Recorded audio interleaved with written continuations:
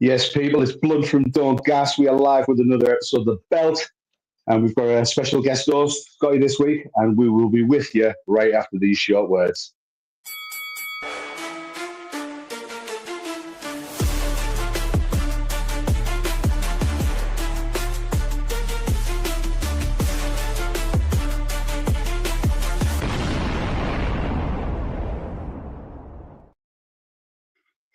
Yes, what's good, people? As I just mentioned, no Matty tonight. He's caught himself a bit of pink eye, so we've got a very capable substitute in Scotty. How's it going, mate? You all right? All right, good substitute. Yeah, yeah, I agree, mate. I agree. So as I said, you like everyone that comes on the show, every different person that comes on. First and foremost, we've got to get out of the way. We've got to get you build your perfect fighter. So obviously, I sent it to you earlier on. And I don't know what you're going to pick. You've gone through. So have you've got the list in front of you there, yeah? Yeah. Yeah, right, okay, right. I'm on the fence with a couple, but got to admit overall, really. All right, well, joke. Well, I might be able to help you decide. You never know. You know what I mean? So what's the first category you've got on the list there, mate? Chin. Chin, right? Sorry, then who have you gone for the greatest chin of all time? For me, I think Chris Eubank Senior. I'd have him because his chin was just granite. Oh, I didn't see that coming, you know, mate. I really didn't see that coming. He did, yeah. Solid. Yeah, true. He did get he got put down by Calzaghe, I remember, didn't he? But like, obviously, there's no shame in that. I'm not taking it away from him. I mean, fucking Cal Frocci, he got dropped twice, didn't he? And he had some Homer Simpson chin. I think I've mentioned on the show before. Anyone's capable of like getting dropped if they get it in the right area, but like overall toughness in his chin, it was amazing, to be honest. I got to respect it.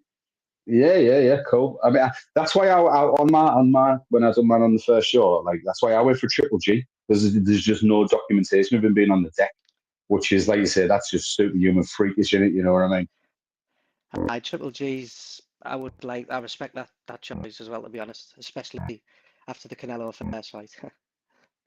Yeah, well, we would, everybody says the same, mate, and like that's just the two moments, and then fights obviously like two powerhouses with two massive chins, and you sort of like the way they just looked at each other when they each landed flush.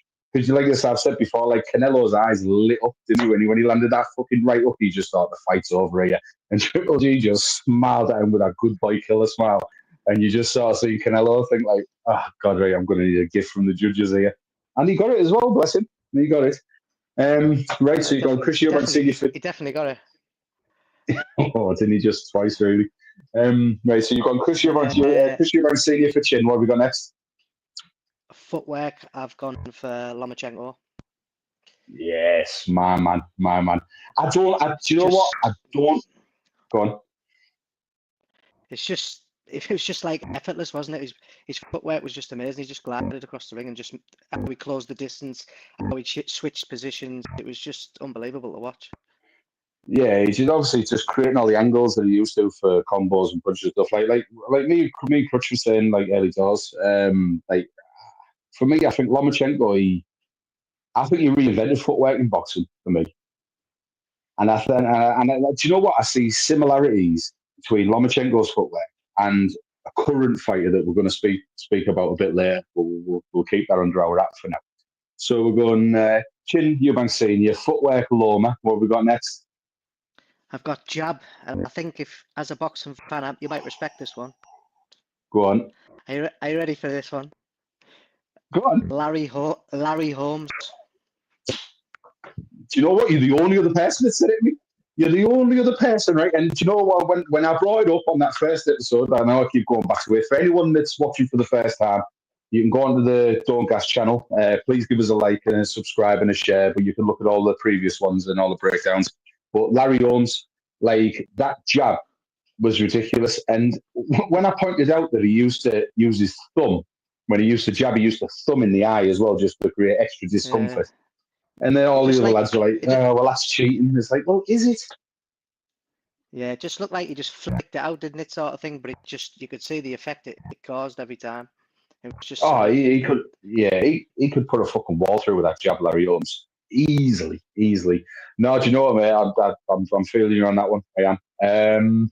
Yeah, It's Larry actually Holmes opened can't my argue eyes. with It's it's opened my eyes of like the challenge like this that you respect like so many boxers. It's hard to pick names, you know what I mean? You could there's so many names you can pick for all the categories, but I'm just going off like sort of my favourite and combined fighter you. attributes. So Yeah, I'm just going with what my gut feelings telling me. So I'm happy with my choices yeah. anyway. No, no, yeah. These are your choices, mate. You know what I mean? Like I think one of the things I love about boxing the most is it's a game of opinion, isn't it? A lot of the time. I mean, don't Yeah, get me wrong.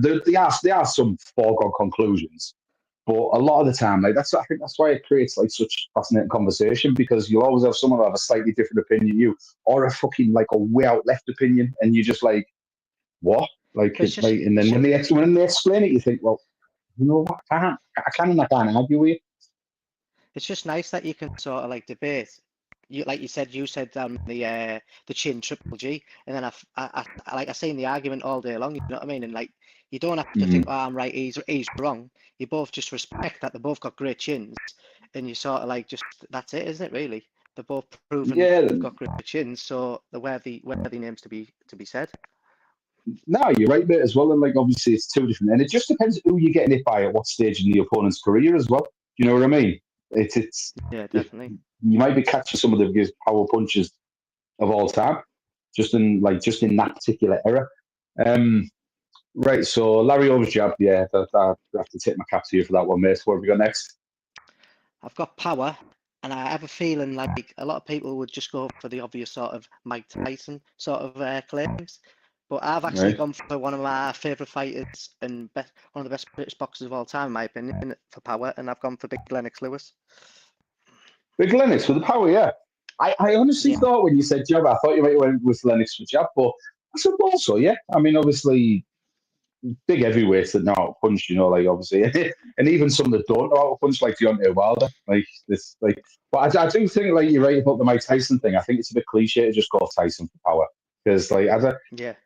I love Mike Tyson, but I've always said literally when people say he might be the great, he's not even in my top five heavyweights of all time. Tyson, he No, really isn't.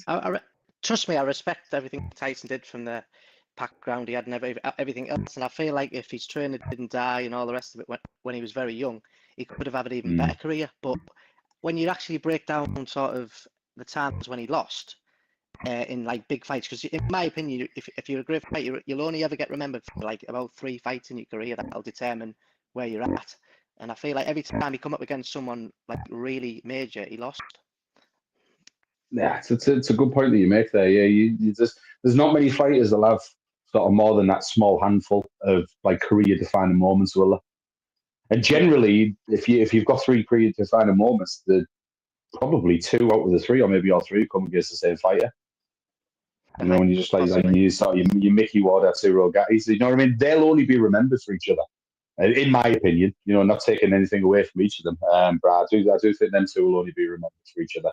Um, Trilogy fights can be remembered, like you said. Deontay Wilder and Fury's going to always be remembered for certain yeah, reasons. there were three cracking fights as well. When I mean, like you say, like Pacquiao and Marquez, I think they went out four times, didn't Yeah. they must despise each other at this point. Um, right, so you're going big Lennox power.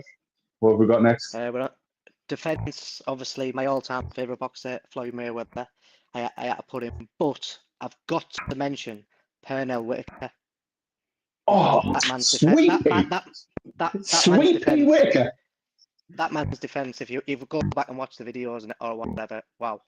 Yeah, yeah, Sweet Pea. Yeah, I didn't think Sweet Pea ever going to mention in this, mate. Do you know what? Right, do you know what? You get kudos, man. Like you know your shit. I'll give you that.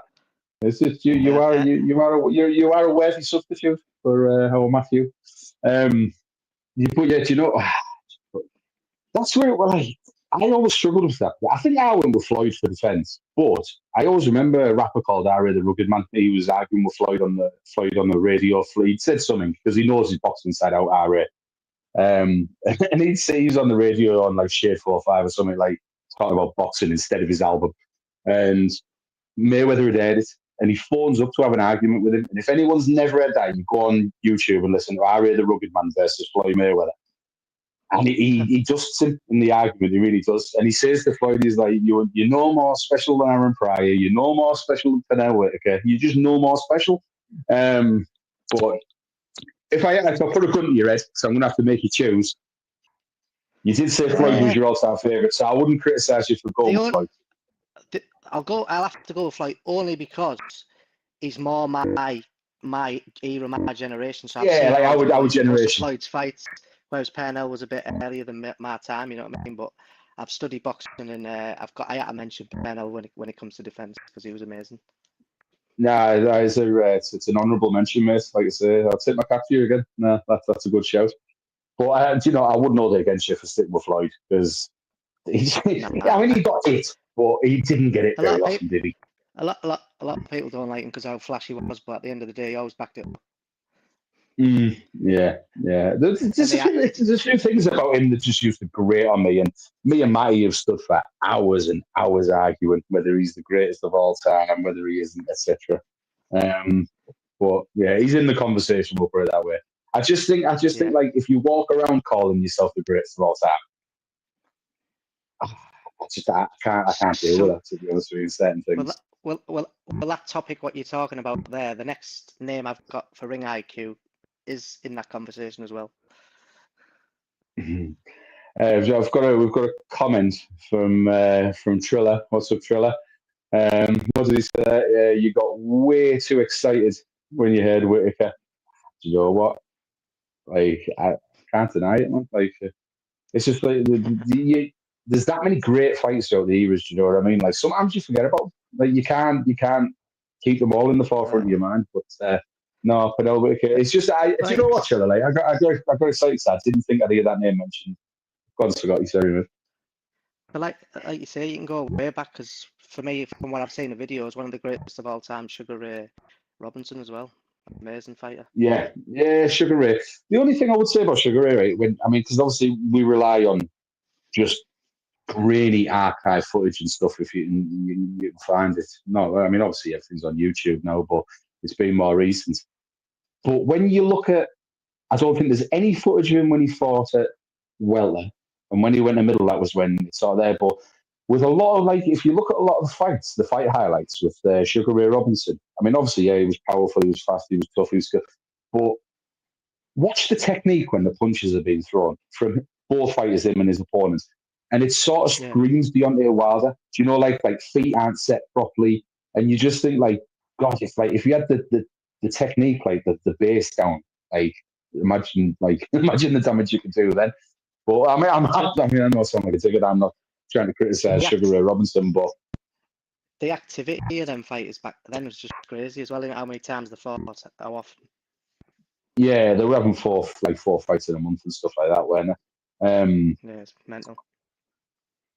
But no, that's not a bad one. So after defense, what have we got? Was it Ring IQ? Ring IQ, yeah. Like you say, again, this topic, I had two names.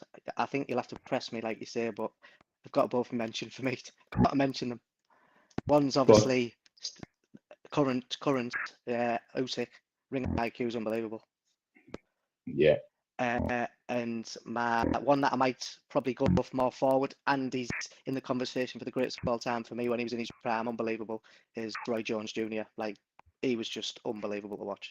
He just had everything. Bro, you know what? Like, you've named literally like probably two of my favorite three fighters of all time. That's what I mean. When I just mentioning the name Roy Jones Jr., like, it sort of your face lights up just hearing the name. To be honest with you. Yeah, no. Do you know what? I feel like I'm going to be a hypocrite here because I'm going to press you for an answer, but I wouldn't be able to give you one. They're both just brilliant in their own right. But if you want to press me, I'm going to give Roy Jones Jr. it.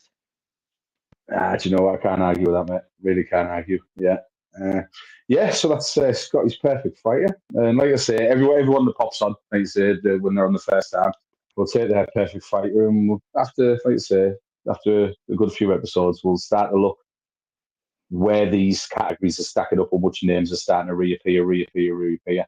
And then, like I say, after a certain amount of time, it's going to be unequivocal when you'll be able to actually build the perfect fighter via all of us, just by proxy.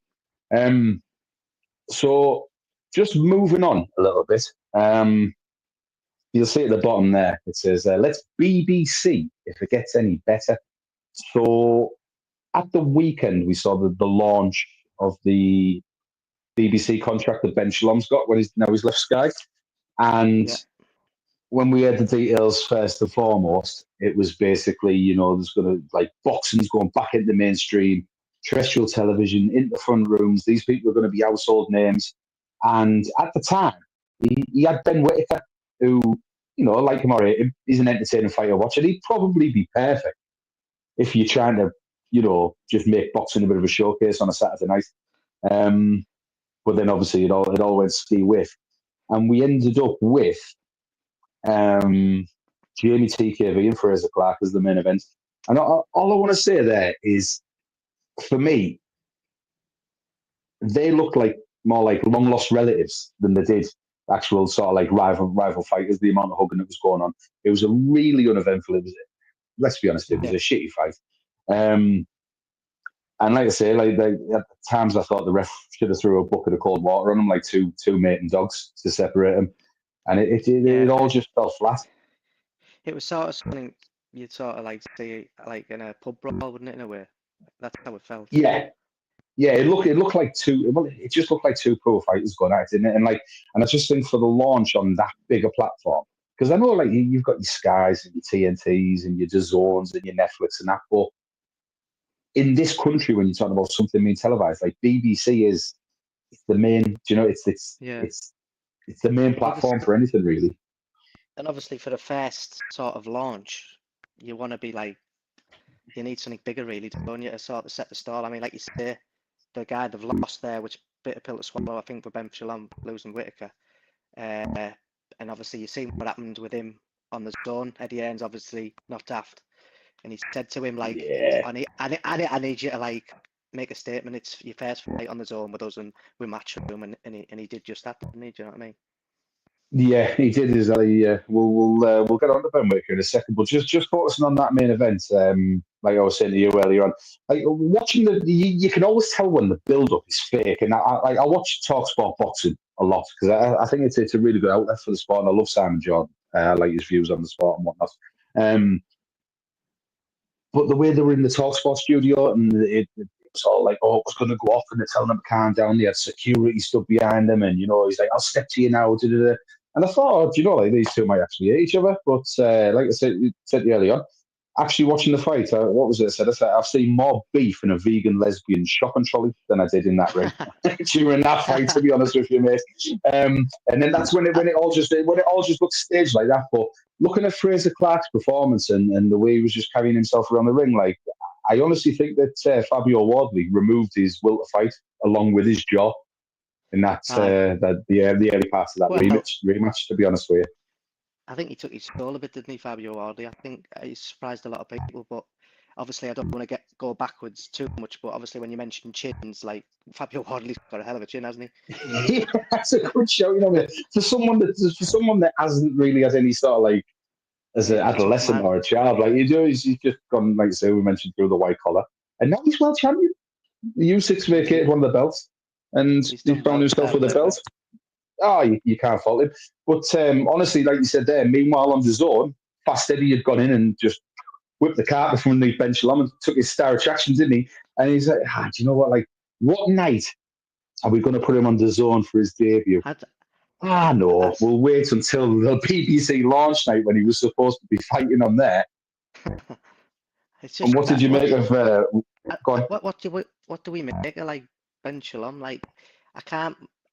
Is he sort of like a boy in a man's world at the minute? Is it giving off that impression, or has he just got a lot? Do you know what? It's a good question, mate. And I think yes, very much so. But you have to start from somewhere.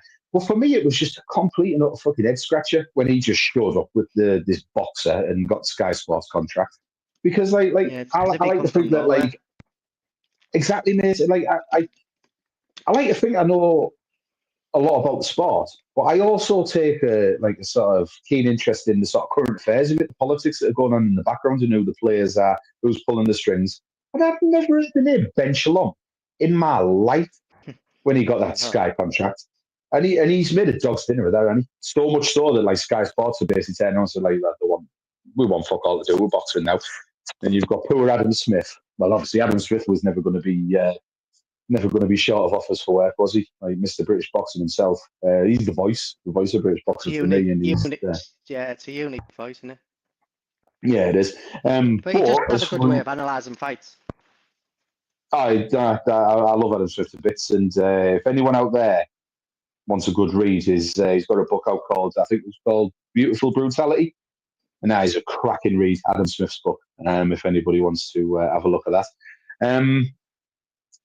So obviously we mentioned Ben Whitaker, and we were used to him just sort of fanning about, slapping about, showing off. And Yeah. I think on Saturday night he's gone out and showed a bit of a sort of killer instinct, Danny, which was long overdue. I think sort of like things can happen for a reason in a way, and like obviously he got a lot of bad stick, didn't he, after falling out the ring and Cameron falling on top of him. It was his first big sort of.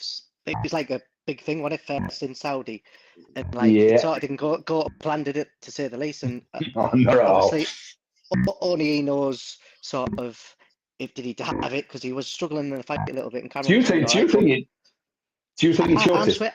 I'm swaying towards he did, but I think he did. I definitely think he choked it. Obviously, he done what he did in the rematch, and I think it was sort of a bit of a kick up the ass to him to say sort of like, you know what I mean? Like I can't play about and mess about too much. Like I need to get more serious now if I want to go to this to achieve my goals and next level. But yeah, he's got the potential to be really good. Do you know what I think as well, though, when you're on about Ben Shalom? I think his career maybe wouldn't have went anywhere if he stuck with Ben Shalom. I think he's got to wait here, and Eddie End saw to him like right now, you know, you need to be going out now and showing that you mean business. If you've got like ambitions of being a world champion in that 175-pound light heavyweight division, which we're going to talk about a bit later with some of the players in there, your Bivol, Katerbievs. We've just seen what Benavidez done to Anthony Yard. Yeah. He's got to like literally like put his foot on the pedal. But like I was saying to me mate the other day, like he came out the blocks on Saturday, like he already knew the burglars were in his house. Let's get this out of the way in a minute, because I need to get home. I've got some fucking sinkers in the kitchen.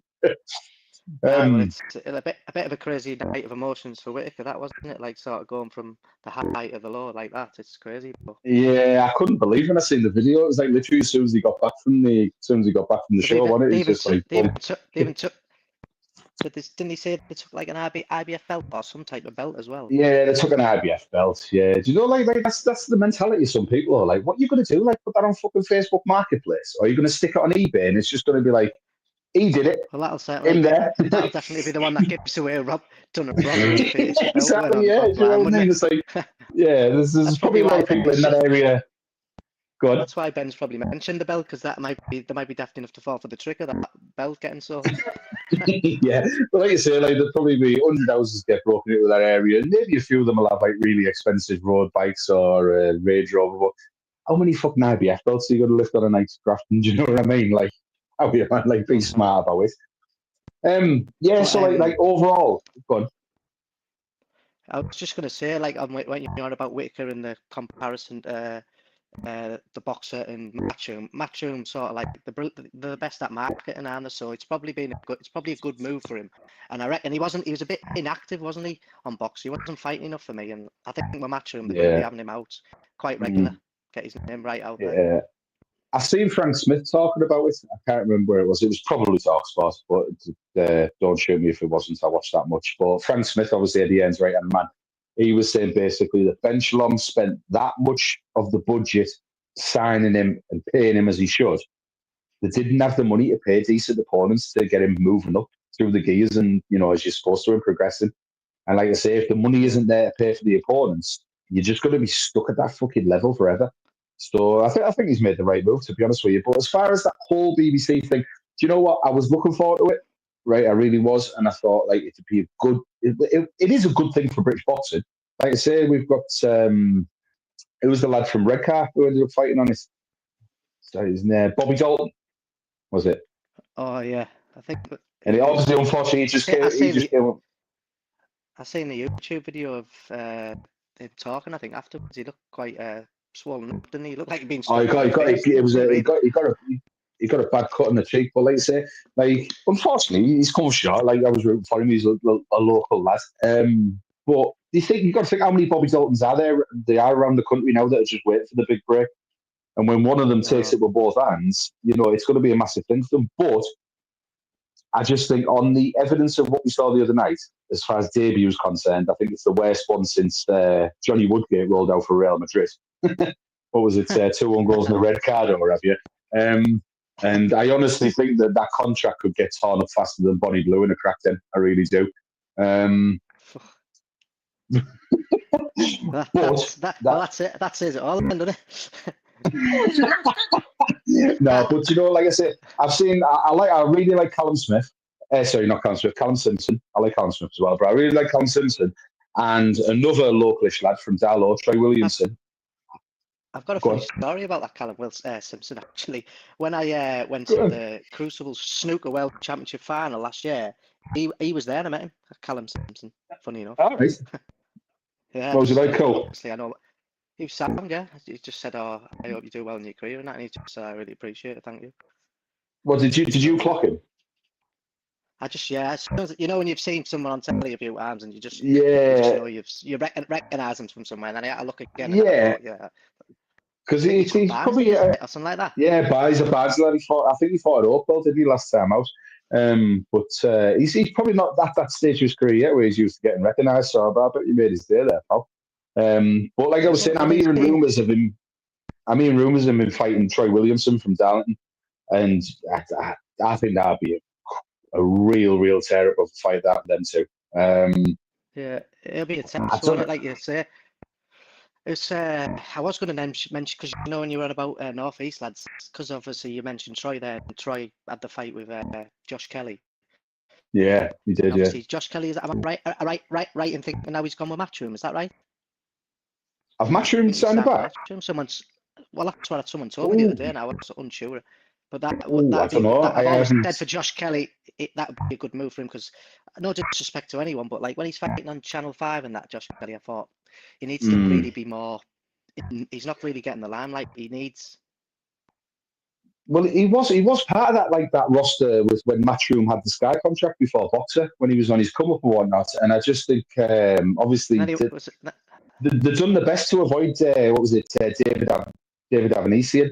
And like they really were dodging it. And when he eventually got in the ring with Avanesian, it wasn't pretty, was it?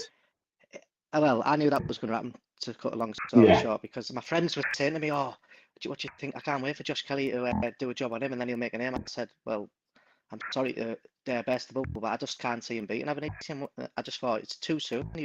He wasn't ready for him. I mean, he thought was it Sonny Robinson, an American guy? He thought, and he drew that fight, didn't he? And like I thought, yeah, that's right, yeah. That was his first step up, and he drew. And then you can have off nights, but he done well in the first few rounds against Avanesian. But like you say, when he found he couldn't hurt him, Avanesian just pressed him, and that was that one. And he gassed out. But there's levels to the game. I mean, look what Terence Crawford did to Avanesian. Avanesian, exactly. So I was saying there, like he does that to Josh Kelly, and then you just see like he looks like he never laced up a pair of gloves when you get in there with someone like Bud Crawford. There's just levels to the game, isn't there? You know. Yeah, outrageous, mate. But no, I think that if they can get that fight on BBC as soon as possible, that might be a bit of a saving grace for little Ben. But until then, I'm sort of like would you watching two sort of sprint guys. If Josh Kelly starts doing all right and he fought sort of like Conor Benn, would you be invested in that fight? I think I would, Like I just I always like to see British fighters go off against each other, like especially when they both surpass European level. You know what I mean? Like, oh well, no, I'm not supposed to pass. I said European level first, but when they surpass like Commonwealth and they go European, then you start like looking at sort of like world title eliminators and stuff when they're trying to take each other out the fold. It gets really interesting. Do you know what I mean? Because like there's something like even if it's not the two most skilled fighters in the land, I mean, look at the first Eubank Ben fight. I mean, the second one, obviously, we've seen that was just Well, we ridiculous. And as what we've seen this week with his health situation, why the fuck did he get in that ring, man? Like, if he's got liver and kidney problems from slamming weight too hard, it's never good on to be doing all this rehydration clauses and that. You know what I mean? I know he signed and accepted it, but it's like you say, senior, his dad, he was worried, wasn't he? Because he knew it he was a said it all fight, along. and Yeah, he just thinks about the money as he does. Junior, and the first fight was amazing, but like what damage has done? Do you know what I mean? Because obviously yeah, it's not it's a cruel sport at the best of times, and then seeing what we've seen this week with the videos of Chris on the hospital bed, it's like, how do you feel? I feel like his dad feels about it all, because he's just lost it. He's already lost his son, hasn't yeah. You know what? Like, you're exactly right, mate. And I'll be honest, when you'd sent me the clip, and I hadn't seen. Then once you sent me it, then I started seeing it everywhere. But like when you sent me it, and I opened it and I looked, and I sort of initially realised that, and then you look, I just felt a bit like.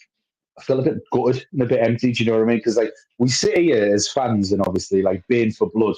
Do you know what I mean? And then when when you look at the human element, you peel the sport away, and then you see some poor bastard fucking laid on the side under general anaesthetic. You know what I mean? About like get whatever surgery, and you just think, well, yeah. And then like you're saying there, all the stuff that Senior was saying all the way through this entire sort of charade on about the long term health benefits, but he knows, doesn't he? He's all he? dead in the game.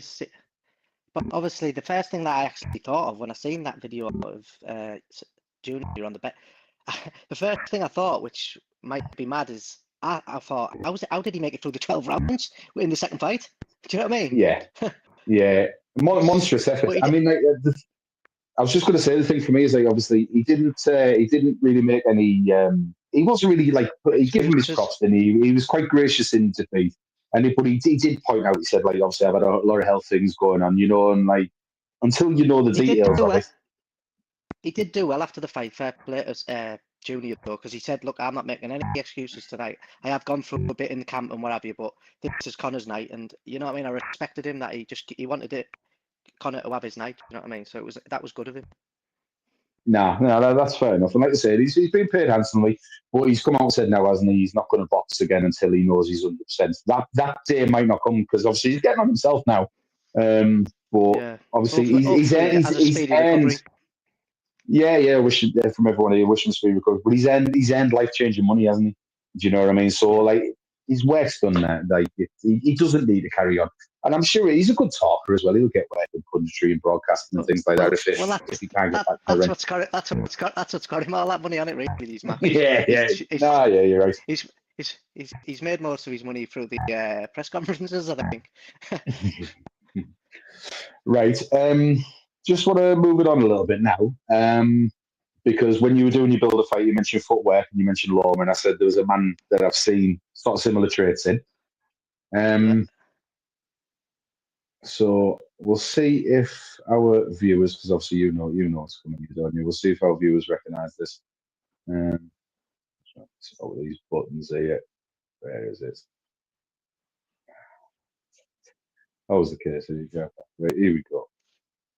There he is. There he is. Bam the man. Jesse Bam Rodriguez. All I can say is wow. Mate. Like, obviously watching him, but it's a difficult one because you see a lot of sort of American, Hispanic, sort of Mexican fighters come through and they look great on early on in their career, and then when they eventually come up against big tests, you start to see the landscape sort of flatten out a bit and then sort of flatter to deceive. But what I'm noticing with Bam Rodriguez, and I really like Sonny Edwards. I think Sonny Edwards is a fantastic boxer. And what I've seen, like Bam Rodriguez do Sonny Edwards in that But he took his soul that night, didn't he? ultimate fight. Oh well, I think that's another one where he snatched his soul, and you know what I mean? Because obviously when Sonny went out in his next fight against help me out, was it Yafag? If you haven't, yeah, He went out against Yafag, and he didn't want to be there after what Bam Rodriguez has done with him in the previous fight. If you haven't sort of got power to keep Bam Rodriguez off you, you've got no chance, because like you said, we're talking about power. Like for his size, Rodriguez, he's got amazing power, but it's his timing, isn't it, as well? That's just phenomenal. Yeah, I mean, time. he threw an uppercut. If you see the clip online of his fight against Guevara, and the uppercut was just. It's like from the side sort of thing, the uppercut, and it's like it's just unbelievable. Like, and the one from the Well, weekend where the four-way title fight, wasn't it, in Saudi? In his fight, yeah, that where he just like the lad, he swung and he just avoided it, and then just bang on the counter attack. just It was after just that straight left, and amazing. he was just done, and he wasn't getting up, was he? And Oh, that's it's just that. like poetry in motion, man. I'm glad you've mentioned that as well, like that uppercut, because when you mentioned the footwear, and I've been looking at him over the last few weeks because obviously I knew of him, and then when I watched him against Sonny Edwards, I sort of looked and I thought, right, might have Take seen something notice. special here, might have seen something special, and then obviously watched him last time out in Riyadh, and the footwork when you say it's like literally he does what Lomachenko does, the way he creates his angles for combos, and say he can punch from any angle. And like I He's said, I don't know like whether it is the case, he's but just become a prize fighter. Hasn't he? yeah, just like that. And I just think like we're building the perfect fight and say we'll have that person's footwork and that person's jab and that person like you. Right, his footwork is phenomenal, and his foot feints. When you watch him, he steps in and steps out, he steps in and steps out, and then he's just constantly just baiting you, right?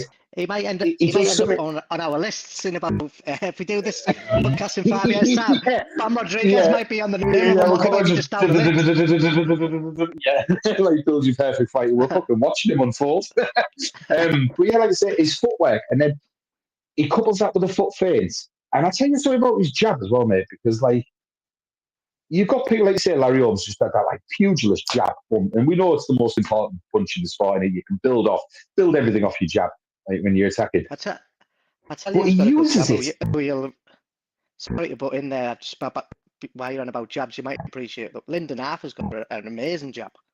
Lyndon Arthur has got a good jab. I remember watching it was the first Anthony Yard fight, and he ate his other hand as well, hadn't he? And I think, am I right in thinking that? And he Yeah, ate his right hand, and he pretty much managed to just win 2/3 of the fight with just a jab against Anthony Yard. But now, like the way it yeah. wants to nail it, he can do the thing where he can set his feet and he can just plant it out. But he also uses it like Usyk uses his jab, just to keep you off balance and keep you out of guard and just like measure your range and just like basically like so he's got unbelievable footwear. He's got such a brilliant varied use of the jab, right? The angles and the combination he punches. And do you know what it is as well? His shot selection. He never seems Yeah. to waste or throw the wrong punch. Like you said there, like that finish in his last fight, it was just that you seen him do it 2-3 times in sort of the previous sort of like section of that fight, I know. and he just baited it and baited it. He put the bait out there twice just to see how he's going to react, and then on that third time, he just turned and it was just like I said, it didn't even look a super powerful. Just It was look. just like a left cross on it, and it was just wallop. See you later. He makes it look like effortless, doesn't he? I mean, all them That's attributes what you've just mentioned there, and obviously he's got speed as well. So all that mixed in with the speed, it's just a recipe for gold dust, isn't it? Basically. yeah. This is it, and like I say, as far as the makeup of fighter, like you look and you think, well, it's going to take something special to beat him because the one thing I'm seeing with him now, because like I say, since he really got my attention, I go like a bit nerdy. I start going back and just watching as many of the previous fights as I possibly can, and I've got a bit of spare time. And the one thing I'm seeing with Bam Rodriguez, right, is there isn't a marked improvement every time he comes out. He just goes to like just a fucking entire It different just level every it time he feels laces the gloves up. it feels like the better the opponent, the better he's going to be. You know? Yeah, absolutely. But what I wanted to pull up for you here is obviously the landscape where he's at. So we'll have to have a look in at this. But obviously, we've got him sitting there at junior bantam at £115. 3 belts there. Now, the IBF, I did look at this today, and that's Garcia. He Yeah. is fighting that David Jimenez. But the winner of that fight has already got a mandatory of Maloney, the Australian kid. So I don't Right. think Bam is going to be able to stick around long enough to maybe get the undisputed in that division. But then obviously he has to step up then, doesn't he? Do you know what I mean? Which I think he will do. Well, he's 25-year-old now. He's 26 in January. So he's still got potentially, 8, 9, 10 year good solid fighting in him, maybe, if he looks after himself. I watched an interview with him not long ago, and he was obviously they asked him about Inoue, who's obviously pound for pound up there as well, isn't he, at the minute? And he said, like, in about 2 or 3 years' time, I think he would love maybe to do it, but he doesn't know if Inoue will be around then. But it's definitely a lick your lips sort of fight, them two in the ring. Oh, mate. Well, the reason I pulled this up as well is obviously if you just step up that bantamweight, obviously the main player there is you've got Nakatani. And now I'm hearing a few whispers and a few pundits and people in the know saying that maybe Nakatani might be the guy to step up and sort of dethrone Inoue, which I can't see personally anyone doing at the moment. And obviously the jump between... On the 27th of December, there's a card. Is it in Riyadh? Is Inoue and Nakatani on that card? You might be right. I think Nakatani definitely is 27th. Yeah, and I think as well, I think that fight that I mentioned in Bam's weight as well. I think that's the Garcia versus Jimenez. I think that's on the 27th. That's definitely on that card. But we were saying, obviously, Bam can... Go on. Sorry, 2026 no, go on, obviously looks good, doesn't it? Oh, mate, honestly, like, do you know what I seen I don't know if it's substantiated or not, but I seen a rumor that they were saying that is it the Saudi investment or whatever it's called? Obviously, Turkey. I'll share the people on Newcastle. Like, apparently they've ploughed too much money into too many things, and they've wasted billions, and the money's drying up a bit. And I was just like, I read that, but I you know, you saw when you just let the air out of a balloon, and when I read that, I went, oh God, I fucking hope not. You know, but he's come out and rubbished it, hasn't he? But I suppose if you're a billionaire, I've just got a great one to start the year. Teofimo Lopez and Shakur Stevens end of January, so that'll be good. I think we're gonna have to touch on that fight in a few minutes. But all I was going to say is obviously, so when you look at the bantamweight, and obviously Nakatani is probably the cream of the crop there, and then obviously you go up to Junior Feather in the newest undisputed, the monster. Nakatani, right? If you're Nakatani and you're in an Inoue Bam Rodriguez sandwich, what do you do? Do you sort of try and step up and take on the older professional? I've been trying to jump out the bun. I wouldn't want to be in between them two.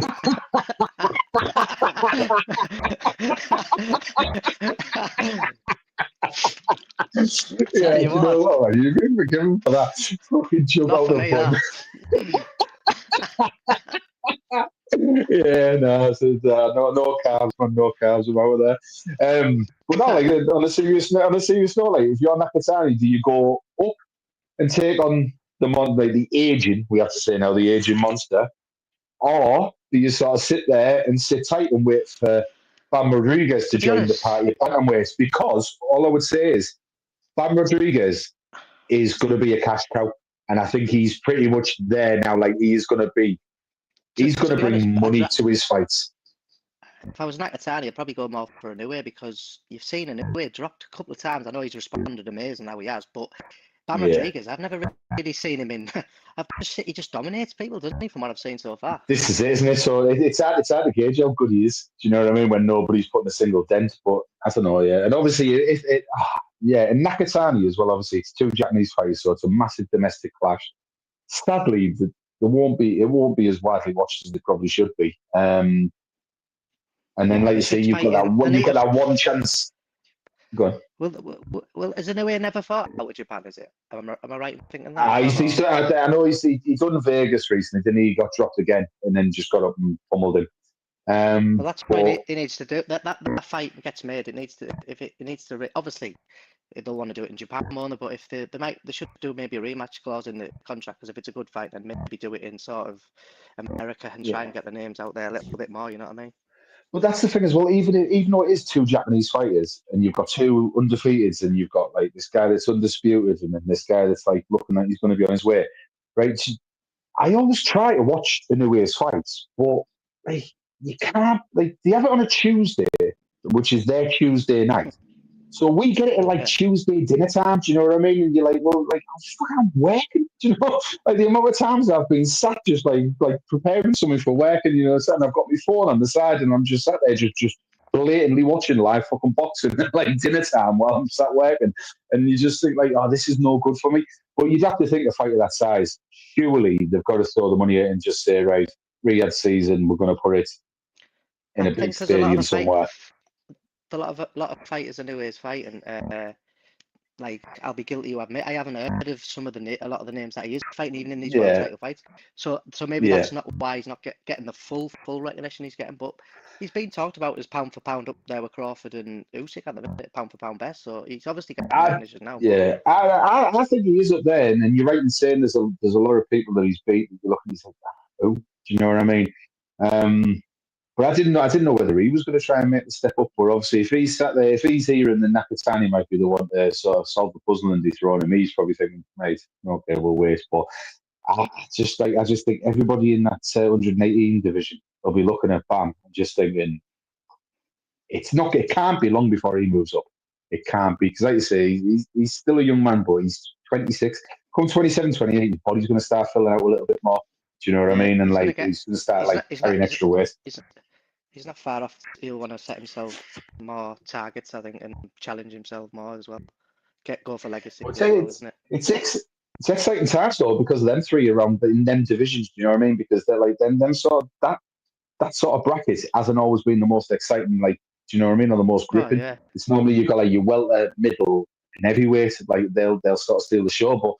But I'll be watching that with a bit of breath. But speaking of like when weights are dominating, we've got light heavyweight at the moment, which is having a bit of a healthier period, isn't it?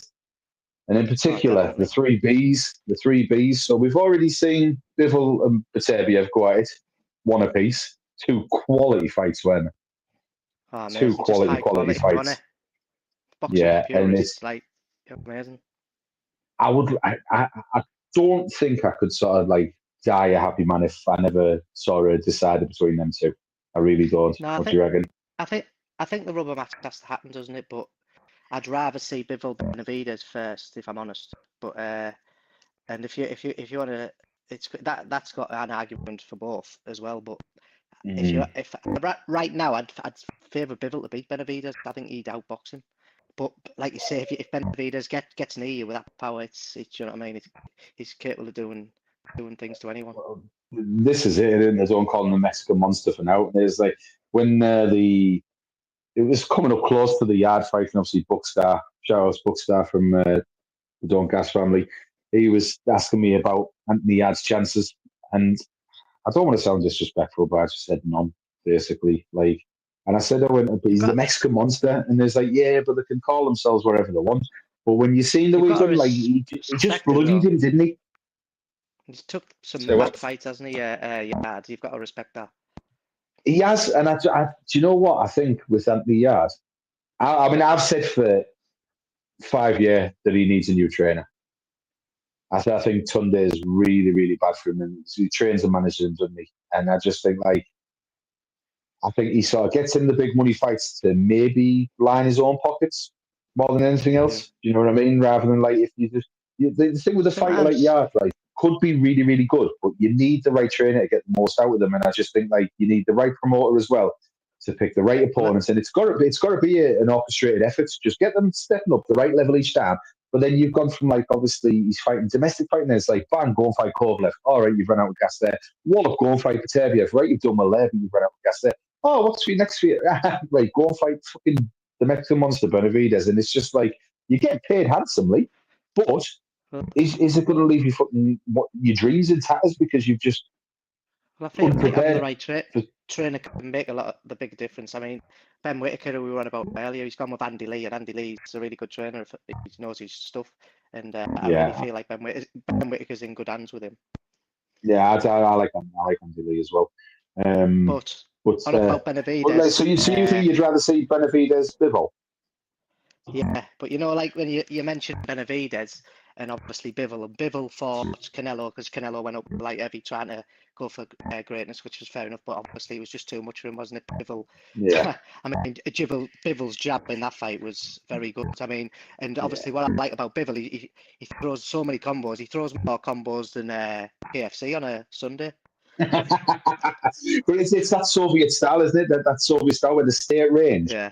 and it's weird when you watch it because they'll double up on the lead hook and then come through with it, you know, and like it's Bivol's completely footwork's underrated as unorthodox. well.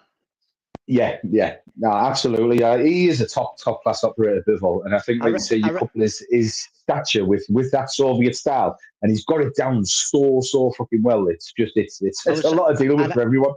And I was so happy for him when he got the the rematch and he won. I was so I was like, you know what? That I respect him so much because Beterbiev was like he's an animal, isn't he? And they had so much history, and to come back from the defeat and like do what he did and step it up in them championship rounds, like fair play. I was just, you know what? You took the words out of my mouth there, right? Because like he was boxing really well.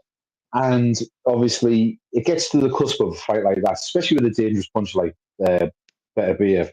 Like, and from, like I said, and I think probably from the ninth round, the way Bivol went through the gears in that 9th, 10th, 11th, 12th, and it was basically, he saved the best for last, didn't he? And it was basically a case of like, now we're in the home stretch.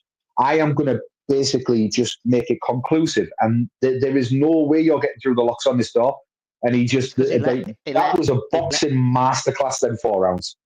He led from the previous fight, didn't he? Because the first fight.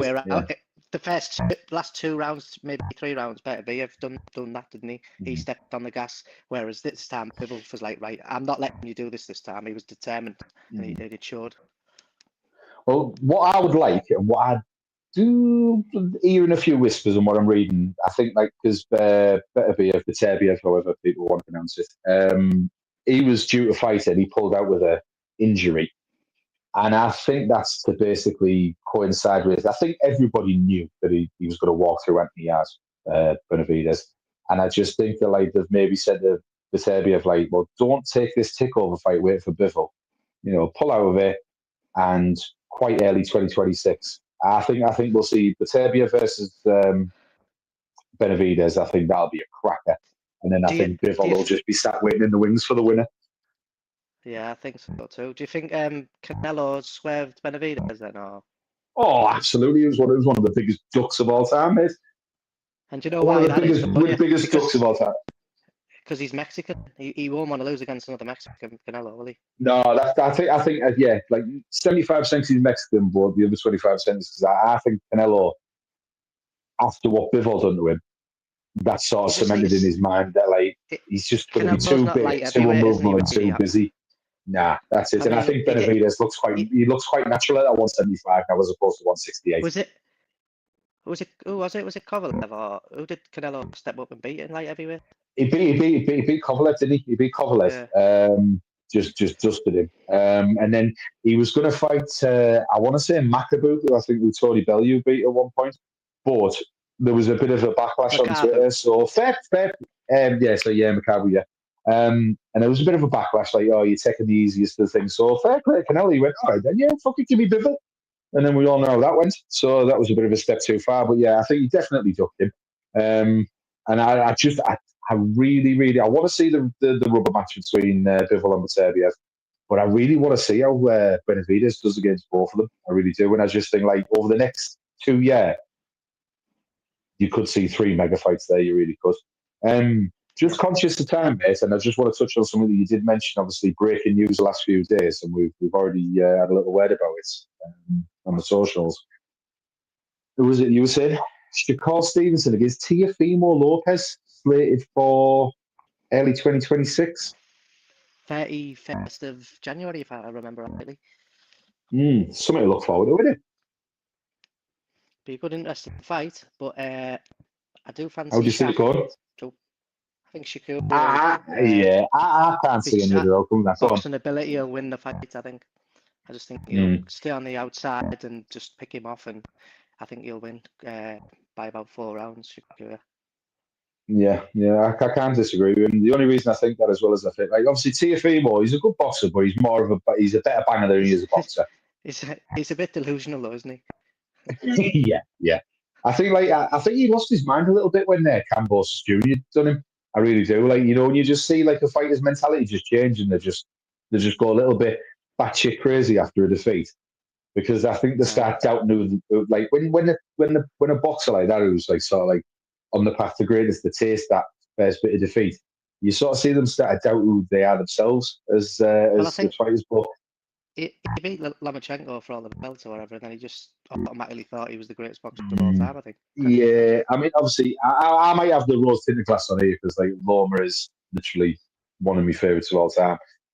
I had Loma winning that 12th round, and I had it as a draw. But I can understand how it didn't go that. But I do think a fair result was a draw. But like I was saying to you, like Stevenson, he's been criticised for putting his running shoes on and just not getting himself into danger and that, which is all good and well. But if you want this big multi-million or multi-billion-dollar career, you've got to give people a bit of entertainment rather than just sort of just running around and just making people look stupid. But in his last fight against, Like was it Zepeda? yeah, Like what? Like Bam, exactly. But against Cepeda, basically they were saying he was daring him, wasn't he? He's like, well, I know what you're going to do. You're gonna jab and you're going to move it.